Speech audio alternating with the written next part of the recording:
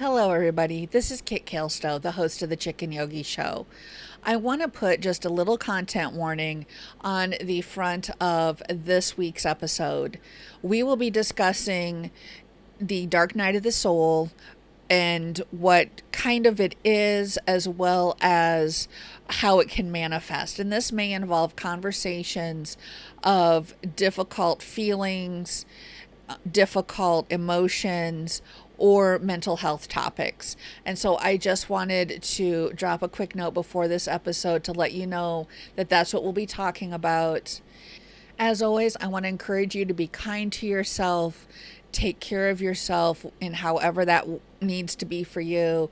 And I feel a bit hesitant saying enjoy this week's show, but I hope you find this week's episode informative and helpful. If you have any questions, please reach out to me or another trusted person. Thank you. This is the Chicken Yogi Show, hosted by the Chicken Yogi, Kit Kalestow. Kit is a spiritual mentor who shares spiritual wisdom to help neurodivergent people remember who they are. They believe that we all deserve full liberation and radical self-acceptance and love. Learn more and receive a free gift when you subscribe at chickenyogi.com. And now, this week's show.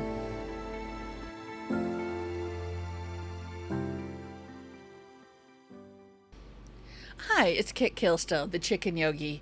Welcome to this very first episode of Season 2 of the Chicken Yogi Show. I am so excited to be starting this new season after the kind of refocusing and relaunching of the Chicken Yogi.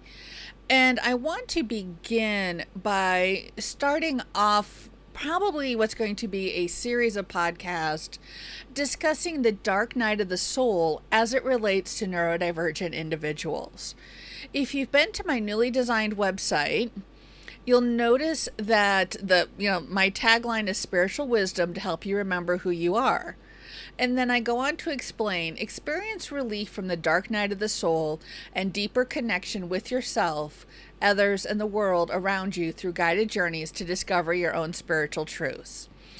Something that I have been thinking about a lot, and I mean seriously a lot, pretty much since what I call the big burnout, as well as just kind of where I want to go with Chicken Yogi, what purpose yoga serves in my life versus, which is not the kind of wellness, fitness, modern Western view of yoga, as well as my religious studies. I'm currently a graduate student in religious studies, as well as kind of my spirituality as a whole. There's been a lot that has happened in the past 11 years in regards to especially my spirituality.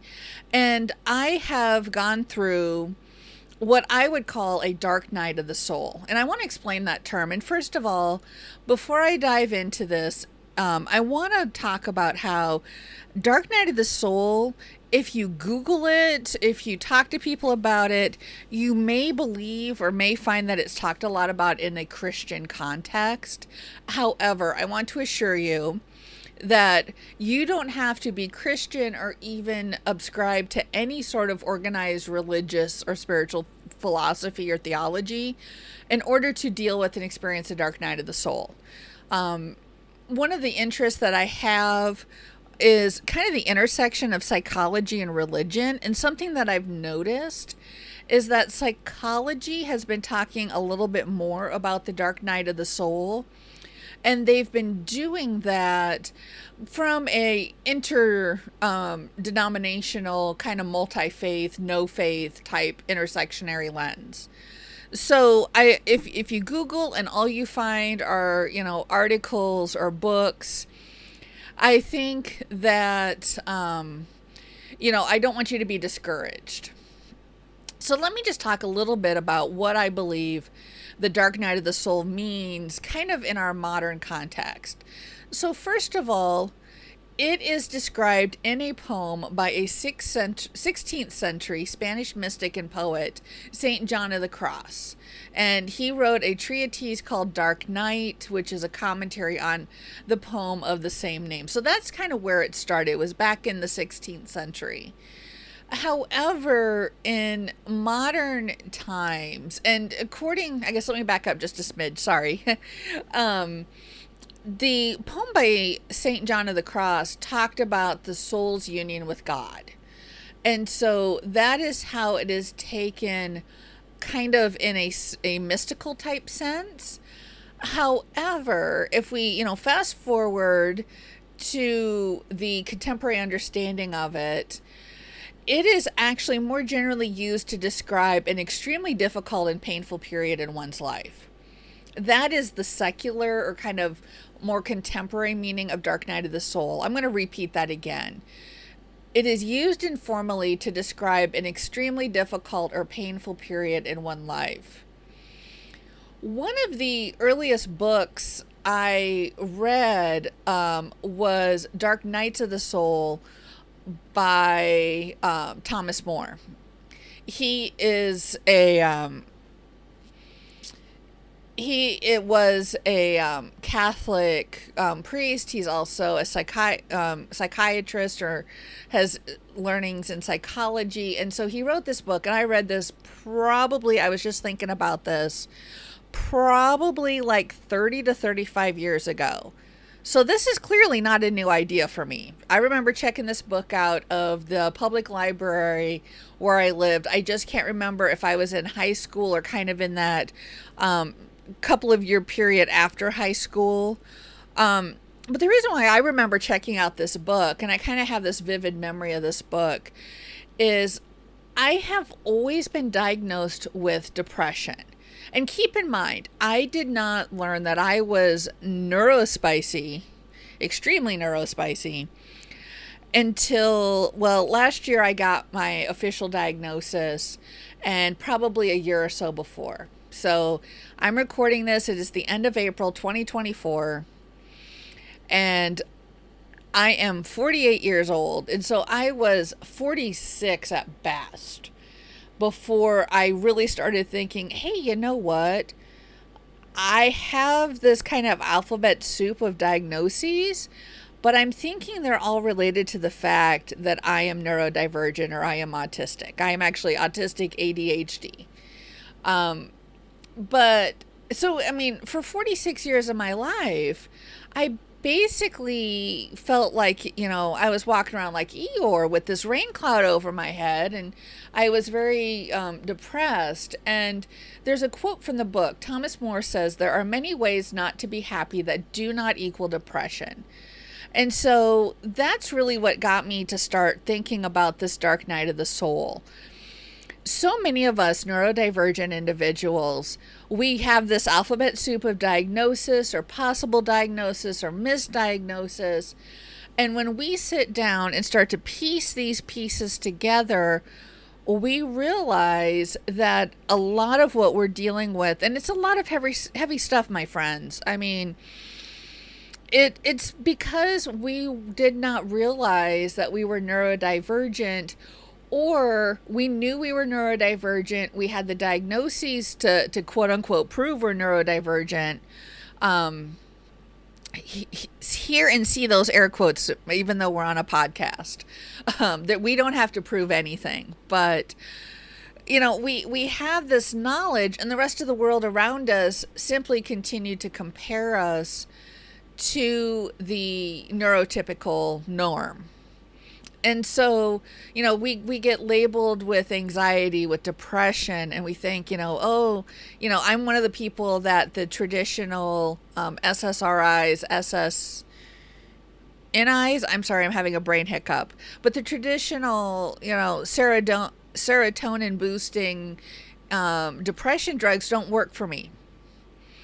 And so, and it all kind of made sense once I realized I was neurodivergent. And I am not alone in this. I am not claiming exclusivity, because I know there are lots of people out there who are having the exact same experience.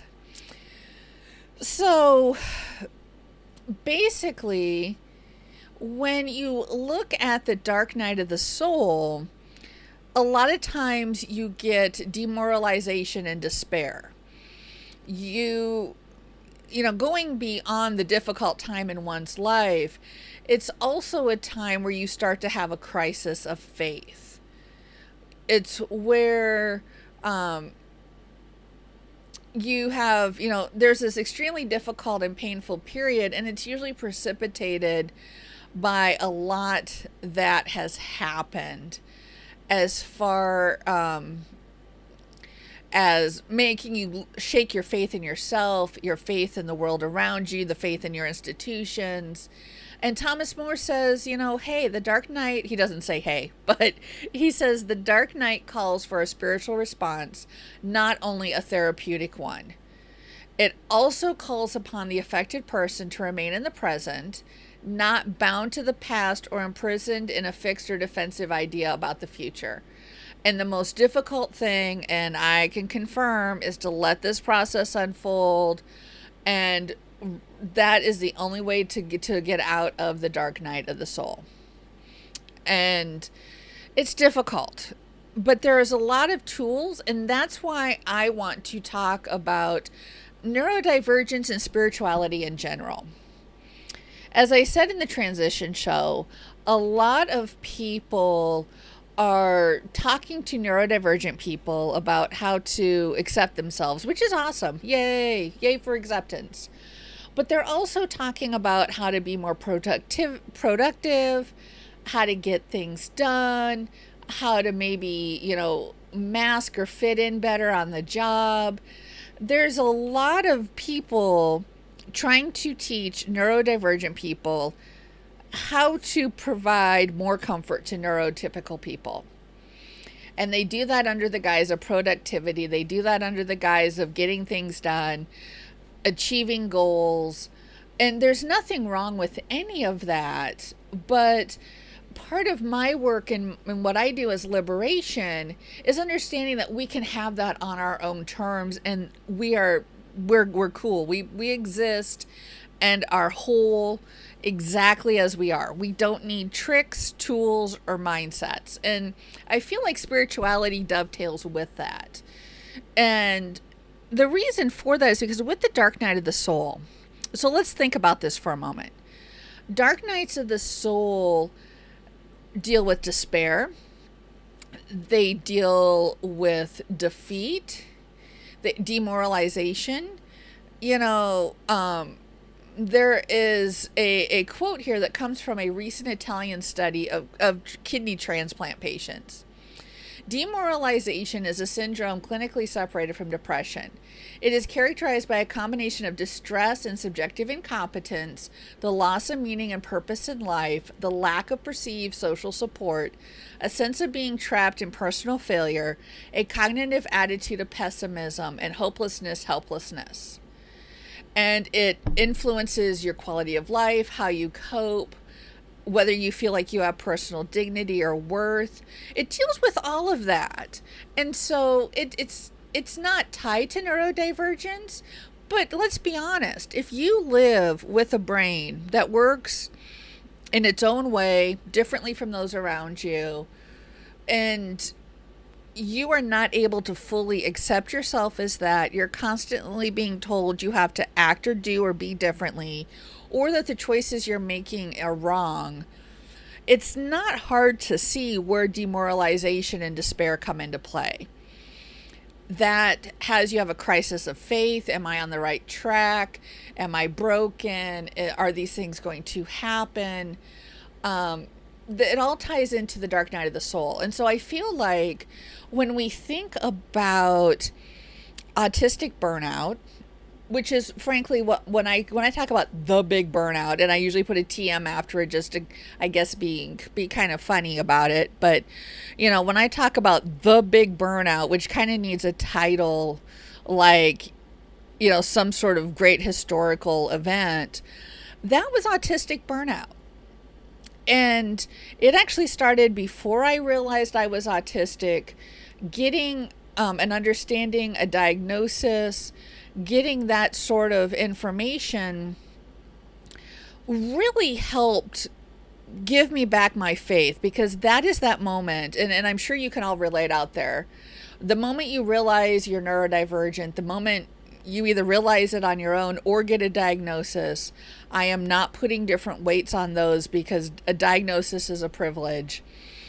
Then the truth is, a lot of that faith starts to come back because you realize, hey, it's not because, I'm not broken. This is how my brain works. You realize, oh, this makes sense. This is why I was doing this throughout my entire life. And so to me, as a neurodivergent person, having that self-realization helps ease us out of that dark night of the soul, because it helps ease us out of that burnout, because we all of a sudden have this whole tool set. It's like, we're trying to build a house with a hammer and somebody comes along and drops off the entire Sears Craftsman catalog, or Home Depot, tool section. And all of a sudden we have, many more tools to at our disposal.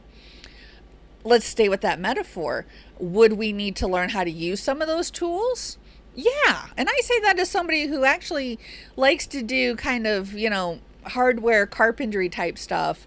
There's a lot of tools that I think would be nifty to have that would help, but I also would want some training on how to use those.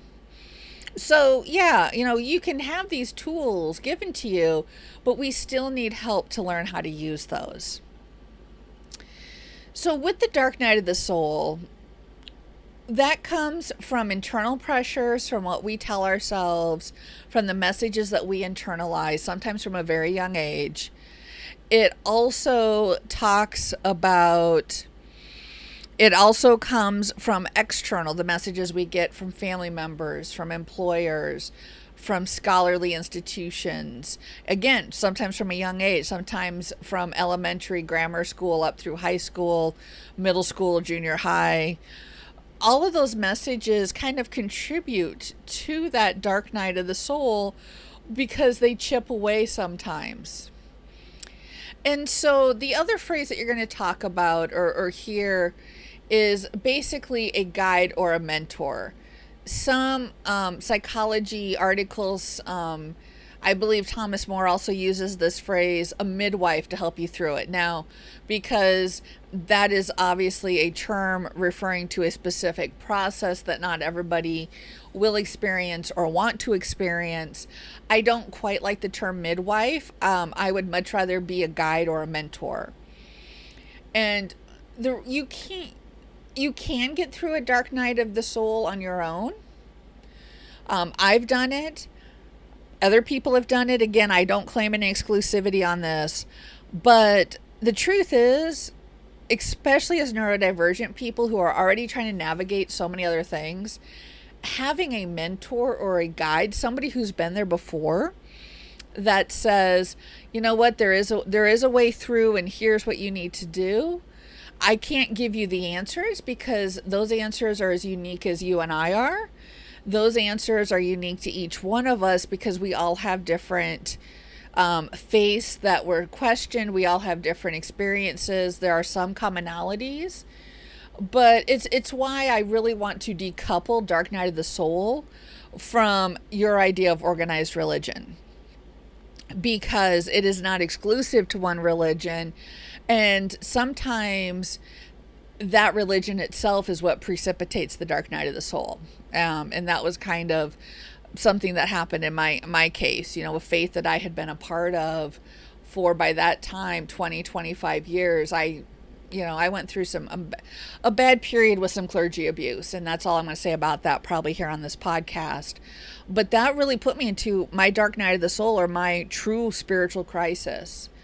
And so I guess where I want to leave this, I've just been talking here, we're almost at the 20-minute mark, is I feel like that there are a lot of intersections between the dark night of the soul and what neurodivergent people go through. When you look at our rates of burnout, our rates of being diagnosed with like depression, anxiety.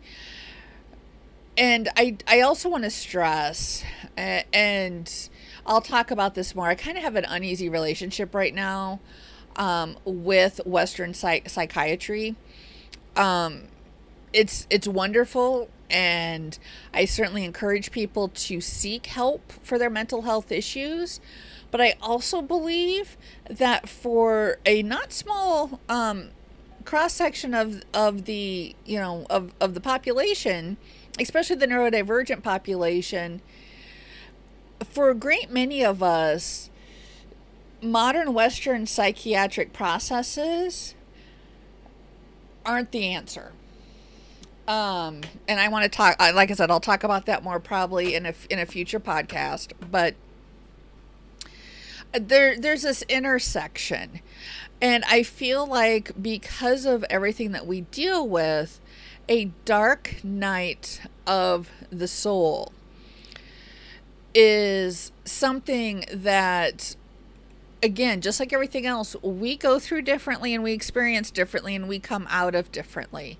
And I think that's kind of where I want to leave this conversation. I want to talk a little bit about what coming out or through the dark night of the soul and what recovery might look like for us. So as I talk about guiding people through the dark night of the soul and helping people reach the other side, I want to once again reiterate something that if you've listened to season 1 of this podcast, I talk about. I don't like the cure narrative. I believe that especially when you're dealing with crises of faith, things that can really shake us, and the fact that frankly we're living in late stage capitalism, there's so many things that affect our sense of self, our sense of belonging, our spirituality, that instead of talking about a cure or healing or fixing, I want to talk about putting it in remission. Because even though it's hard for a lot of people to understand like dynamic disabilities or relapsing illnesses, I feel like the concept of a dynamic disability where there's one day that you feel good and you do all the things, and then the next 3 days you really don't feel good because you're paying for doing all the things, that kind of ebb and flow, I think frankly ties into the cyclical nature of nature. I mean, if we think about it, there are cycles of drought, there's cycles of temperature, there's cycles of rain, and obviously climate change is messing all of those up. But again, we could apply that to us as being vulnerable, authentic human beings.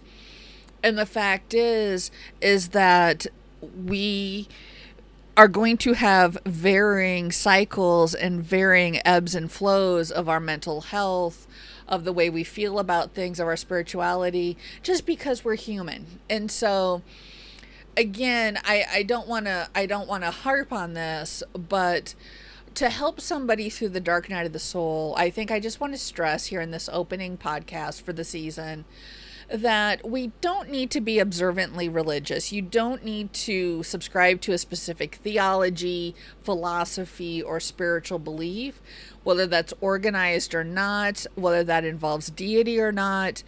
You don't have to be spiritual to tap into spirituality, which is simply accessing something greater than yourself. So that could be community, that could be the cosmos, that could actually be some sort of spiritual belief, but something greater than yourself just realizes that we are not little hermetically sealed terrariums floating in a void of space. We are in our communities, whether they're online communities or in-person communities, the ecosystems of our home, our work, our hobbies, the actual wider nature. Whether you are in the Midwest and deal with a lot of severe storms, Florida where you deal with a lot of hurricanes, places where there's a lot of wildfires or heat. I don't want to be very U.S. centric, but alas, I don't know a lot about the weather in the rest of the world. But, if you're in Australia, if you're in Africa, if you're in Asia, if you're in Europe, there are cycles involving heat, drought, cold, snow, rain in some parts of those. obviously not everywhere, but depending on where you live, that's all ecosystems. And so that's all something greater than you. As I told my grandma once during a severe storm warning, this was a long time ago. I said, look, and I remember we were in the hospital, waiting. My mom was having a procedure, and it was tornado warning for where we lived. But we were away. We were out of it. We were about 30 miles away. And I turned to Grandma and I said, look, it's not like you or I could stand in front of the severe storm and say, hey, could you take a right? Spare our house. Because one, we don't have that power. And two, if we did have that power, it would only hit somebody else's house. And we don't want that either. And Grandma admitted I was right. And, luckily everything came through okay. But it's that sort of thing. We are constantly being touched by things greater than ourselves. And we don't think about them. I would dare to say, the internet, the heating and cooling system of your house, those are things greater than ourselves, because unless you have specific knowledge, you can't fix them. Or you could fix what happened with your router or with your computer if you're an IT geek like I am. But if, a hub or a line or something outside of your house goes down, you got to call somebody. So we are constantly connected to people, to systems, to nature, to the cosmos greater than ourselves. And so to me, that's what spirituality is. And so I feel like we can guide ourselves as well as, people, experts can guide you. I would like to, help guide you through the dark night of the soul. From people who have been there, who have the knowledge to connect you with those things, and from helping you see yourself in a different way. Because a lot of times it's easy to look at yourself and have those stories in what you created. That is what the world told you could be. I want to help you remember who you were before all that happened, who you wanted to be, and help you create that person. That's how we get through the dark night of the soul. And that's how we work to build in systems and processes and beliefs to help prevent it from happening again, to help keep it in remission. So I'm going to put a content warning on the front of this episode because I realize this has kind of been a little bit heavier than I have intended. If you have listened to this episode, I want to thank you. I'm sending so much love, sending so much gratitude to you. I want you to remember that you are not alone, and I will talk to you next week, and we'll continue this conversation, probably specifically about burnout. Be kind to yourself. Thank you for listening to The Chicken Yogi Show, hosted by the Chicken Yogi, Kit Kaelstow. Kit's passion is creating neurodivergent liberation in all its forms through spiritual and creative mentoring. Remember who you were before you were told who you couldn't be. The Chicken Yogi Show is distributed on the Muse Charmer Network. Learn more at chickenyogi.com and subscribe to our newsletter while you're there for a free gift. Please follow the podcast at podcast.chickenyogi.com or on your favorite podcast app or platform, and check out all the shows on the Muse Charmer Network at musecharmer.com. Subscribe wherever you listen to your podcasts. Music is Running with the Horses by Purple Planet Music. Their website is purple-planet.com. This show is copyright 2024, all rights reserved by the Chicken Yogi and Kit Kaelstow.